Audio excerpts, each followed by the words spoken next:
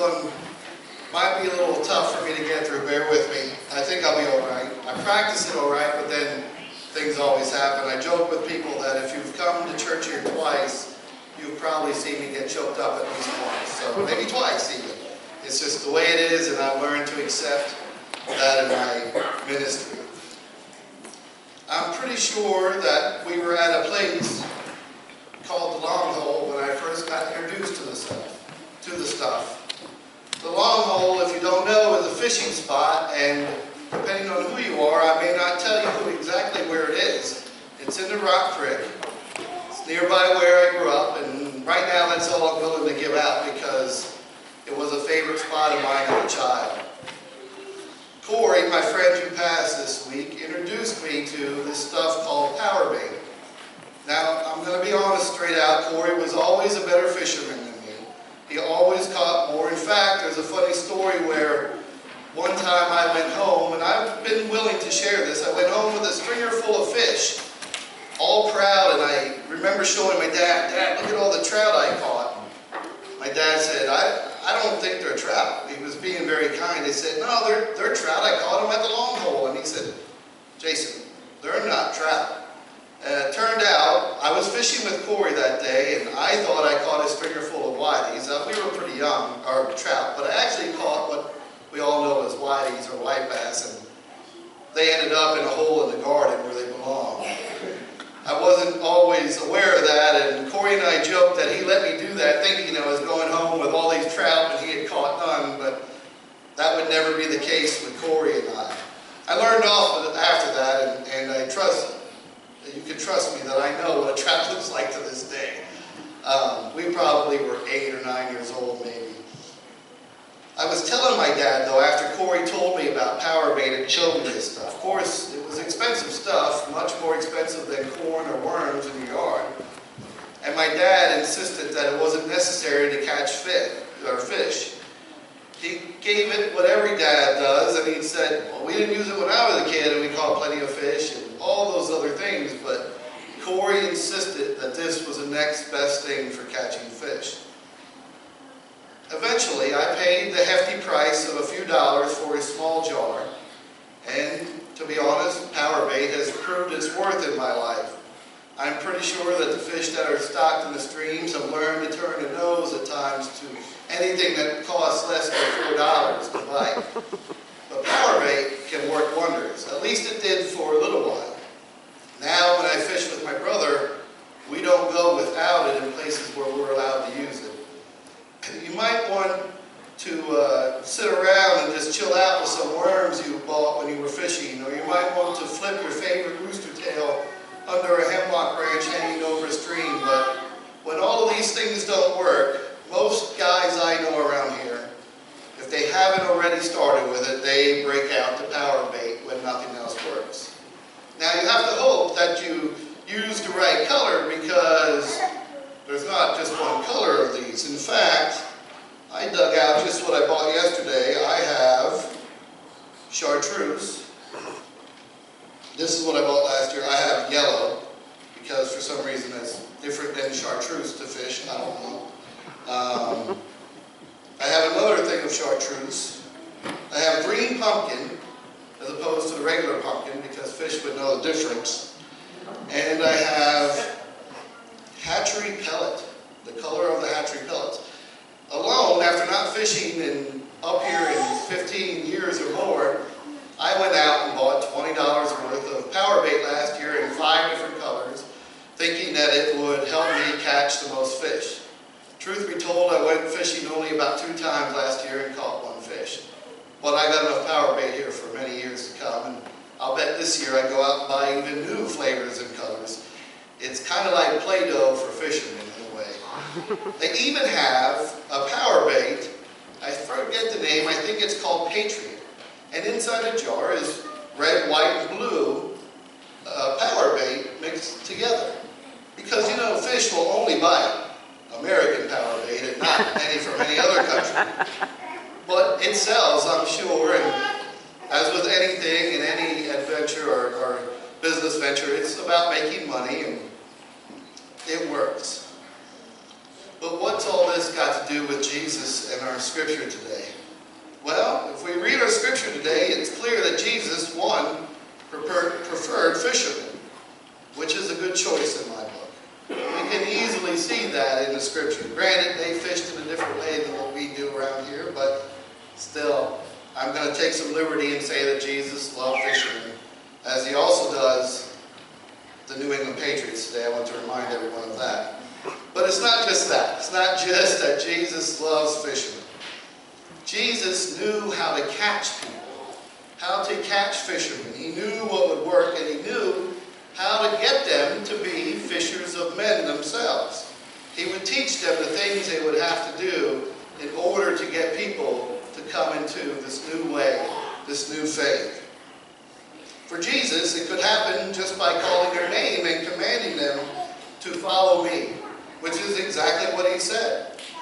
They were fishing with their father, and he said, "Follow me, and I will make you fishers of men." And they left, and they followed him, because for Jesus, I guess it's just that easy.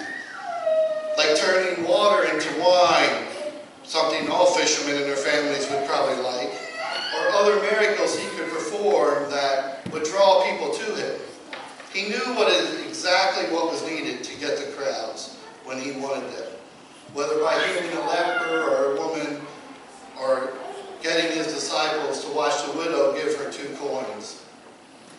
He knew also that it would take different personalities of disciples and apostles to follow him, to bring more people in. That one size doesn't fit all, and that the 12 disciples, he knew, would fight amongst each other and still grow the church, because each of them would have that thing that would attract somebody somewhere to him. Jesus still knows what works to attract people to him. He knows what the bait needs to be, though we don't always bite. And oftentimes, I can tell you, in ministry, we don't know what bait we should cast out from up here or anywhere else.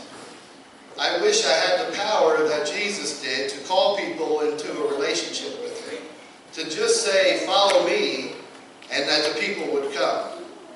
But I don't have that power, and I'm finding myself often trying to figure out what lures will work best to get people not only into the church, but into a life with Christ, or to renew their life with Christ.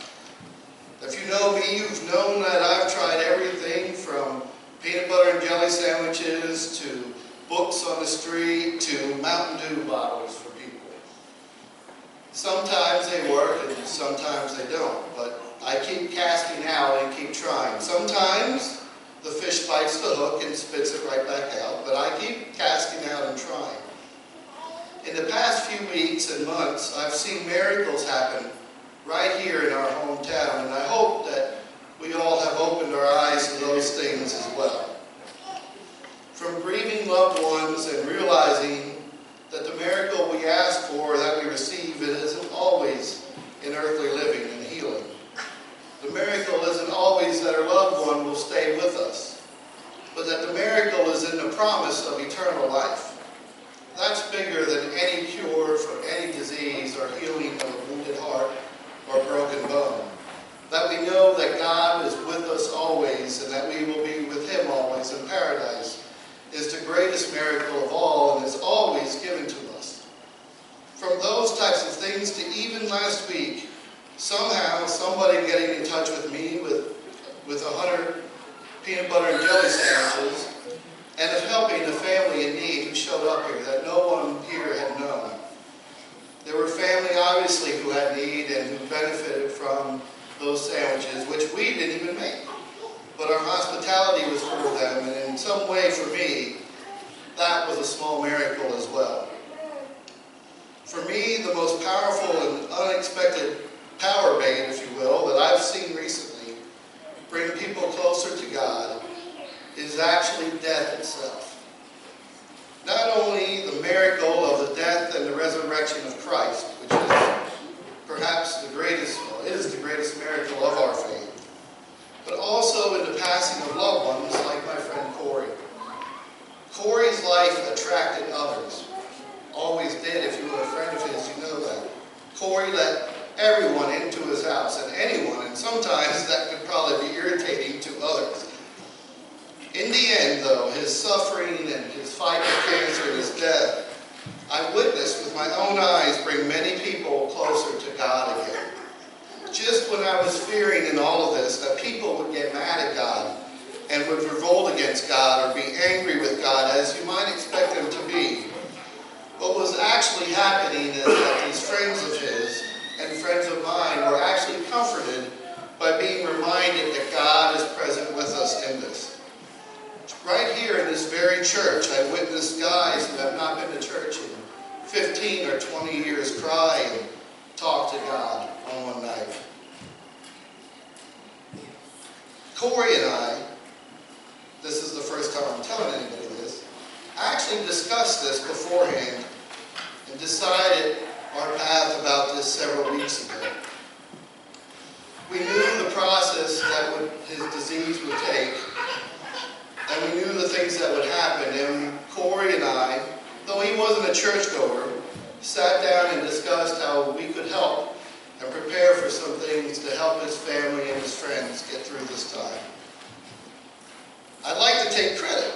I'd like to say that this was some grand plan of me and Corey, and that once again we made something come together and work just like when we were kids building forts. But the fact is that God didn't give us much choice in this. I'm not strong enough or even going to share everything to explain how that actually took place, and it's also very personal to me.